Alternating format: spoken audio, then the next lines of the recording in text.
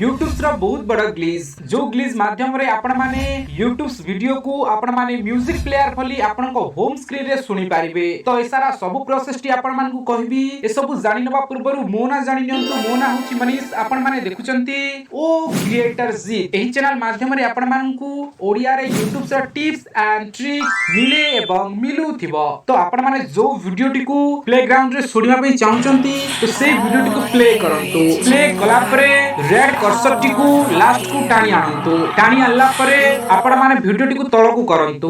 तळकु कला परे short section रे क्लिक करंतु। शॉर्ट ऊपर क्लिक कला परे आपण माने बैग आसंतु। बैग आसिला परे वीडियो टी को ऊपर को करंतु एवं सही रेड कर्सर टी को फास्ट को आनंतु। फास्ट को आनिला परे आपण माने होम स्क्रीन को चली जांतु बा होम टैब ऊपर क्लिक करी होम को चली आसंतु। देखिबे आपण को म्यूजिक टी सेही भली भाबरे बाजुतिबो जो भली भाबरे आपणकर म्यूजिक प्लेयर रे चालू करंती। तो एमिति टिप्स एंड ट्रिक्स पाई हम चैनल को सब्सक्राइब करंतु एवं वीडियो को सब्सक्राइब देखिथिबारु आपण मान बहुत बहुत धन्यवाद।